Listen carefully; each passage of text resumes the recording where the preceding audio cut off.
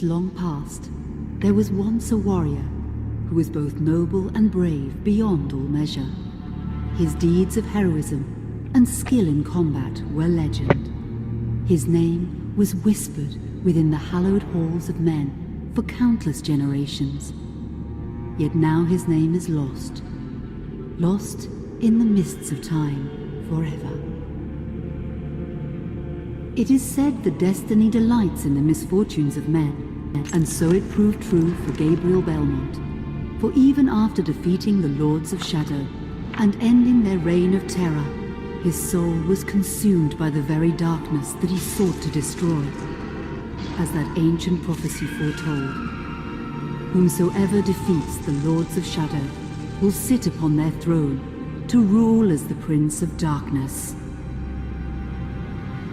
But before fate had played its hand, and unknown to Gabriel, his beloved wife Marie conceived a son by him.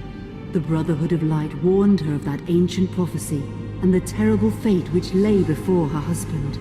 So, with heavy heart, she concealed her pregnancy. For it is written that only the blood of that lineage has the power to defeat the Prince of Darkness. Thus, when newly born, the child Trevor was hidden from his father and raised a holy warrior of the Brotherhood in secret, so that one day he would be ready to stand against his own blood, as foretold. That day would come, some 25 years later, for what had once been Gabriel Belmont was now a powerful vampire known as Dracula, the Dragon. The Brotherhood of Light fought against the onslaught of his dark armies, which laid waste to towns and villages across the land, but to little avail. Trevor was now fully grown to manhood, and the truth of his origin and destiny of the Belmont clan was finally revealed to him. So he set out to confront his father and end his family's shame forever. But Trevor failed and was mortally wounded in the confrontation with his father. He was no match for Dracula's terrible power. Yet, as he lay dying, Trevor finally revealed his true identity. Dracula was driven mad with grief and rage over the revelation. He desperately sought to save his dying son by giving him his own lifeblood. But it was too late, or so he thought. Dracula buried his son within the walls of his great castle, and then swore bloody vengeance upon the world. Raising an army of creatures beholden only to him, he struck with fury and merciless cruelty at humanity. He vowed to hunt God's children for all eternity. But fate still had one last card to play. Dracula's blood had power, and that power now coursed through the veins of his dead son, slowly reviving him over many years, until one night he emerged once more into the world, not as a man, but as a creature like his father. What had once been Trevor Belmont was now gone forever. He was now a vampire like his father.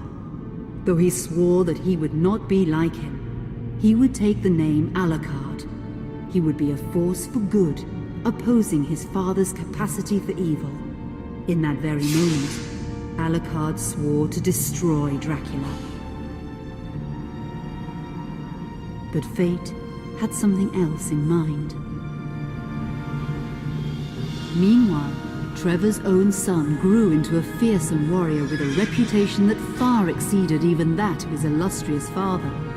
Simon Belmont knew little of his own lineage, nor his importance in the events to come. All he knew was that his mother had died at the hands of Dracula's minions when he was but an infant, and his father had been killed in single combat with Dracula. Found and raised by the people of White Mountains, Simon had but one purpose in life: to destroy Dracula for the murder of his parents. After years of training in the arts of war, Simon set off for Dracula's castle and a date with destiny. Once in the castle, Simon met Alucard, and knowing little of the true identity of his companion, joined forces with him. Blood bound them together, And fate took a hand once again, as finally they met their dreaded foe in mortal combat. Simon defeated Dracula with his whip, and yet Alucard sensed that all was not as it should be. Dracula would return.